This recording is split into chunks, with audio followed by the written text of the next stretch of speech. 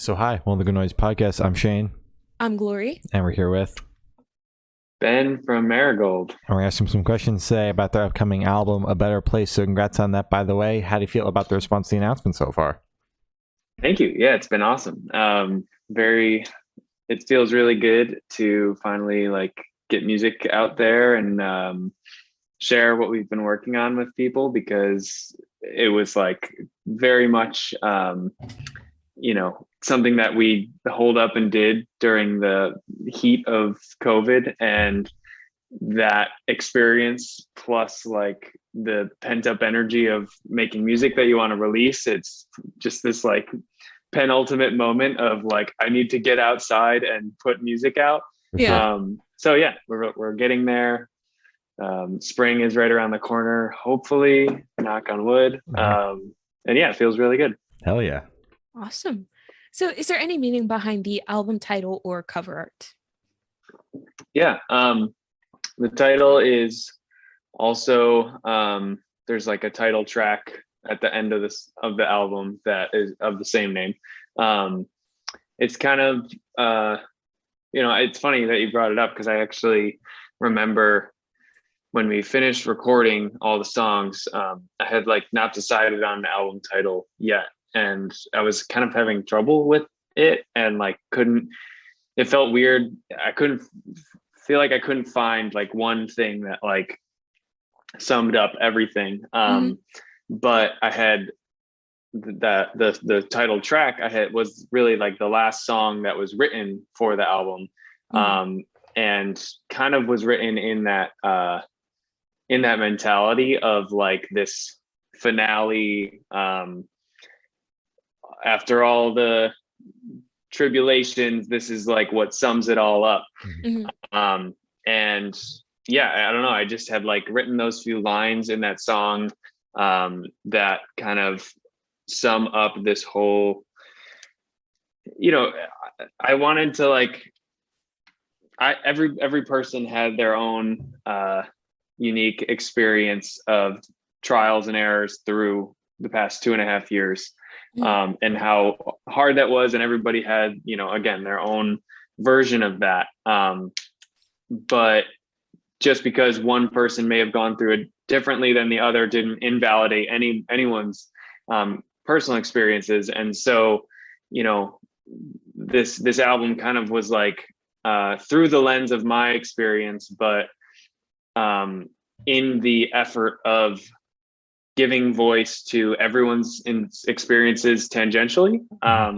And just kind of under this concept of even if things are really tough right now and it feels like there may not be a light at the end of the tunnel, that there's no reason for shame in pining for that and wanting to want something better and create a better situation for yourself and those around you one day down the road. So that's kind of the whole premise. And the artwork, in addition to music, I also make music videos and album artwork and stuff for other bands. So visual art is another big passion of mine. And I was really going into doing this record, not only was it a big step forward for me and the band musically, but I kind of looked at it as an opportunity to really throw my skills at the wall as far as the visual end of things.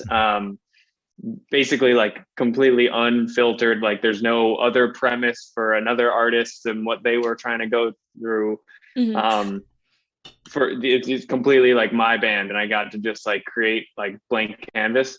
So that was really exciting to me as well. And the artwork kind of dawned on me as a really great kind of branding moment that really simply summed up a lot of the themes on the album in a very clear-cut, simple, clean way. Hell yeah. All right. Awesome. So can you tell us a little bit about your writing process for this album? Well, the world was ending, so Yeah. a lot of the material I don't want to say was like handed to me, but it was very, very much like, you know, the weight, there's a lot of weight in the moment. And I think a lot of people, a lot of artists especially felt that and channeled that, you know, this is the 9 millionth pandemic album probably. So it's a story as old as time by now, but you know, it really is true. Like it was a very, you know, penultimate moment. It was a very like fight or flight kind of feeling where we are going through this massive life event as like a group of humans on the earth, and you can't help but like feel that intensely. So, you know, it was just like, I don't want to say it was very easy to write, but like it was all there, and it was all coming out because we were all feeling it. So you know, yeah, I just kind of used, you know, in such a dire, crazy, like never before experienced moment, like writing music about it was my way of like processing and you know, therapy of going through it, and not necessarily rationalizing it, because there is no rationalizing it, but you know, coming to terms with it and like accepting it and deciding how I feel about it.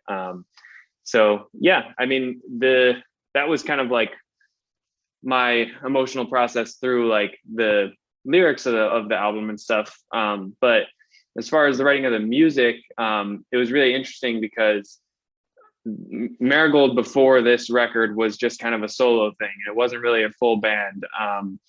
And right before COVID hit, I was like kind of feeling change around that and wanting to expand it to be a full band, bring other people into the mix, and it not just be like just my brain anymore. And I had met these guys, and we really kind of had just started the process of like doing that, and we were, you know, working on some demos and stuff like that. And then lo and behold, and so basically all of 2020, as we were writing this album, it was completely done like remotely. We were just like emailing song ideas back and forth to each other, and like, you know, trying to build out these songs as best as we could, like in the computer across state lines and stuff, which was really weird because like none of us had ever done that. We basically had like not played music in a room together before, and we're like writing an album together. Yeah. So it was a really strange experience. The first week that we ever like played music physically together was like when we were in the studio to record the album. Wow. So Wow. yeah, it was really strange, but we had been working on it together and in like constant communication for the past like 8 months prior to that. So, you know, we felt like close friends, and we felt like we knew each other musically in this like obscure way. But in a lot of ways, like we've talked about it a lot since, especially with the guy that we recorded with. His name's Eric Romero, in Asbury, New Jersey. And that experience was really beautiful because there was no like preconceived notions to what the band was, what the dynamic was, what the sound was supposed to be, or whatever. It was completely like blank slate, new group of people, never played before. The song ideas are there, so we have like something to go off of basically. But it was like, this studio experience will allow us to find the identity of the band and what the sound is. And that it yielded like the most enjoyable recording experience I've ever had because of that, I think. Oh. And I'm glad that like after you guys wrote the record, went in and started to play the songs together, you guys like clicked, because like imagine you had written a record together and then you guys just didn't click or something. You're telling me. Just hate each other, yeah. It was a huge risk. Yeah, I mean, not risk, but you know, it was a gamble for sure. And it was completely like unknown territory for all of us, just going in completely backwards of, you know, usually you're supposed to like meet the people you want to play in a band with first, and like, all right, this guy's cool, like we'll get together and maybe jam a little bit. But it was just polar opposite, but it worked out really well. Hell yeah, it really did. So I want you to tell us your favorite lyric off this album and the meaning behind it. Wow. Can it be an unreleased song? Oh, 100%. Yeah. Okay, hold on. Give me 1 second. I'm gonna like look up the lyrics because I don't Okay. remember them. Fair enough. No shame in that. Well, so there's like I did a lot of different exercises in writing this record that I hadn't done before when I was trying to like push myself to go to new limits with how I was writing or set higher standards for myself to try and create better stuff. And one of the things that I did was when I was working on like lyrics of the record, rather than just it kind of be like I come up with a guitar riff and then I just like spew words out and then those are the lyrics. Like, Yeah. I tried to like fine tune it more and look at it all as like an album of songs that are meant to be together rather than just like this riff in this moment makes this song and it's like completely separate from the rest of my life. Mhm. So what I did was I kind of like had all of the lyric ideas or songs and as they were in that moment on like separate sheets of paper, and I would just like tape them all up on the wall and like look at them together. Yeah. And kind of try and see like, okay, this verse over here, I'm saying this thing, but it's not like fully doing it, or it's not like that as clever of a line as it could be. So then I'd look at it like another song and be like, okay, well, I'm kind of talking about the same thing over here. I could pull that line and like put it in this song, Yeah. and it would like make a tie between them and make this song better.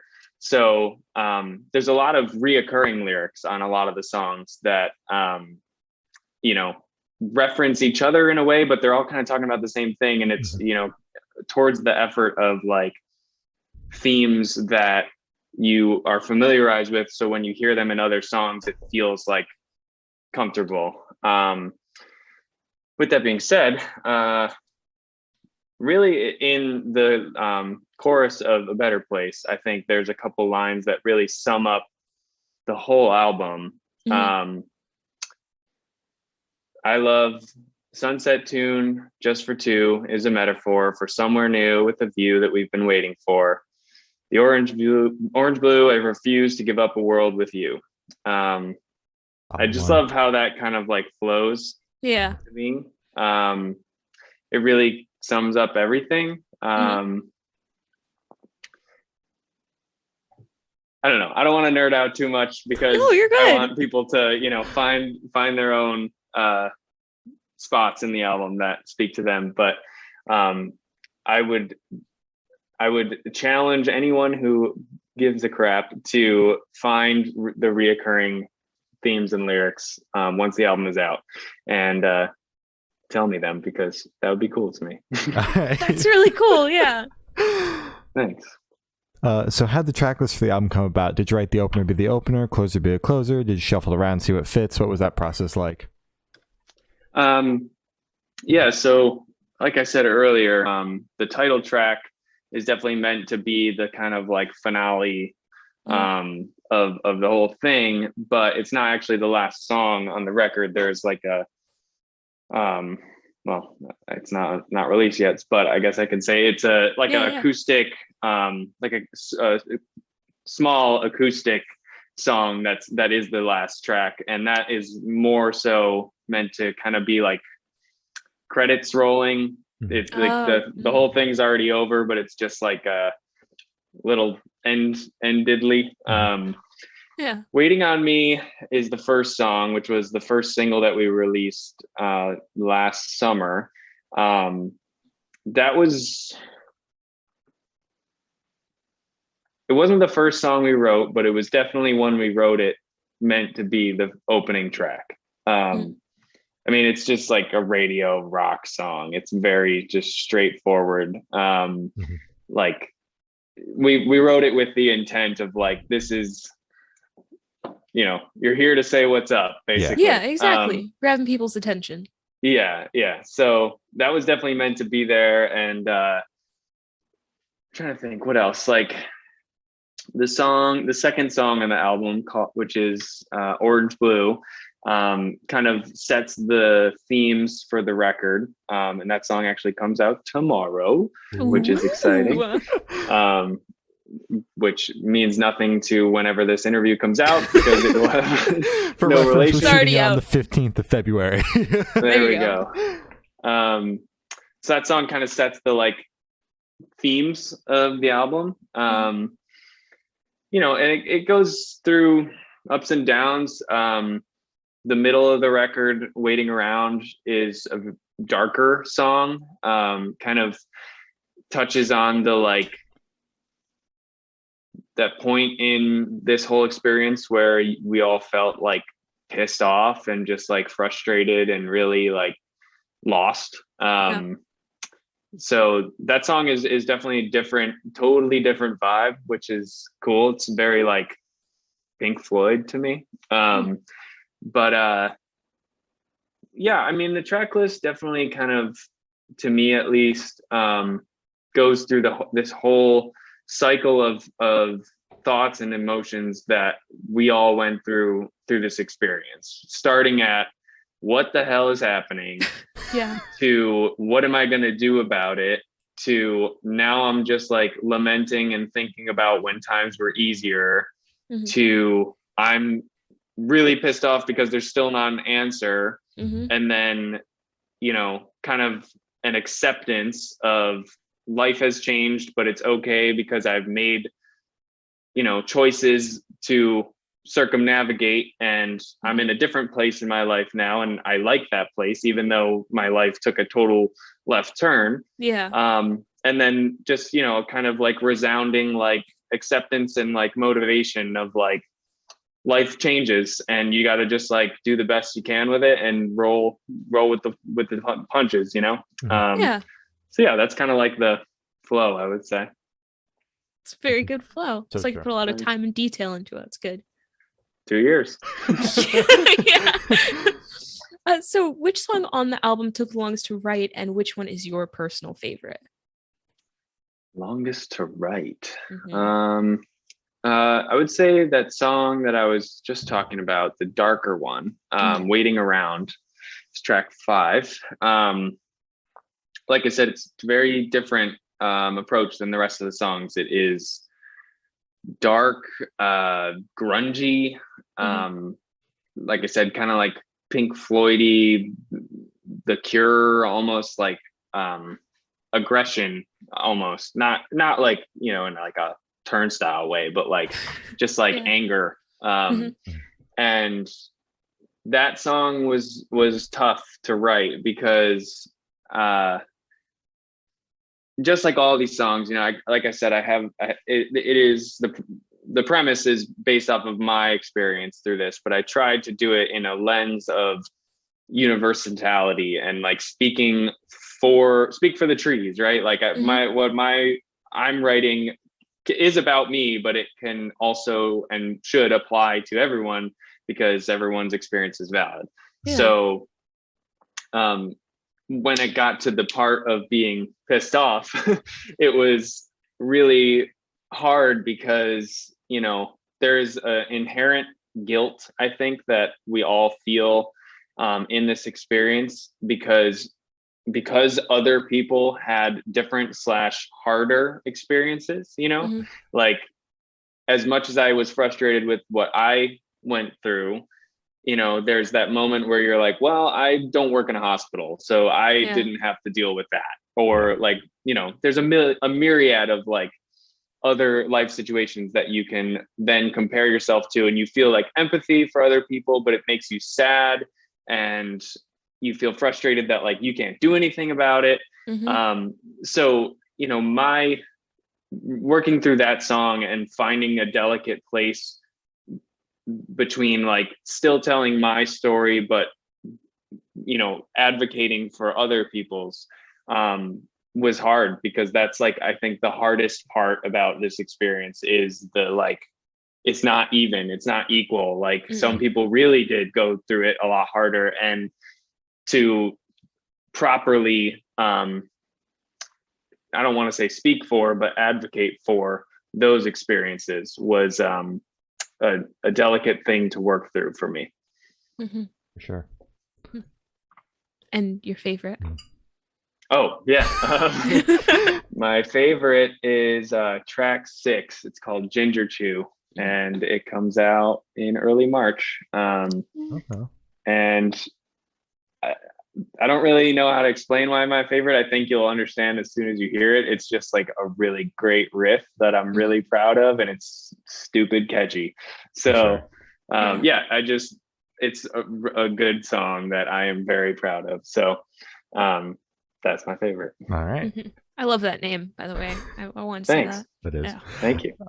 So how do you recommend your fans to listen to this album for the first time? Should they do it in the car with friends, in the dark with headphones on? It's a party album, workout album. What do you personally recommend? Probably not a party album. Yeah, I agree. I don't know. To me, I driving is how I most associate, at least like my first experiences with records, my favorite records. I honestly actively try, when I know a band that I like is going to put out an album that I probably will like, I try to hold on to it until I have a long drive to do, because it's like this time where there's nothing else to focus on except for this thing that you're listening to, because all you have to do is just keep driving down this road. So that would be how I recommend to listen to it, but that's just like how I like to do it.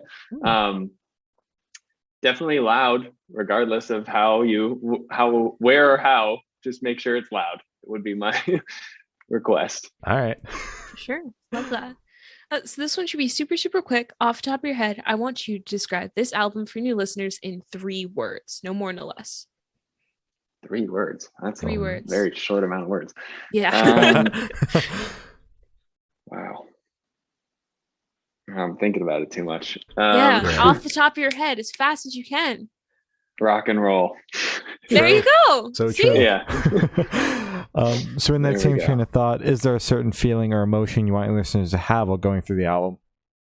I mean, this is something I've seen people describe our songs as, so I only have this thought because I've seen other people say it, but I've seen people say like a fresh sense of nostalgia to our music, which is a cool lens to look at. I think we're all really inspired by, like, I would say equally like 70s classic rock to like 90s like Oasis bands. So, you know, between the two of those things, like you look at like songs by Oasis and then songs by like Tom Petty, and there's a commonality between them, which is just like really good songwriting, like hits, just like they're rock and roll, but they're pop rock and roll hit songs that have like no bull in them, you know? So that I think is like a penultimate goal for us as musicians and as this band, whatever this band is, like it's rock and roll, but like through a lens of like, we're just trying to really write the best, most catchy songs that we can while still having substance and quality to them. So I forget what the question was, but certain feeling or emotion.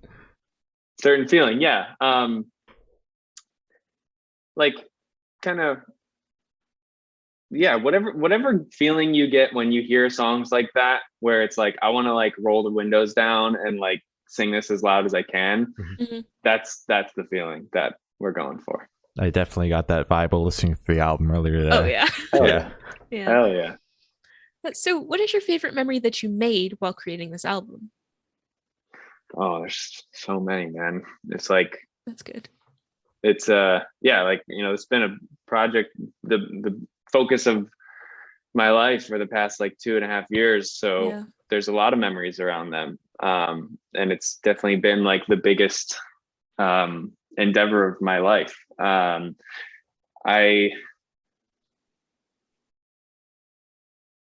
It's tough.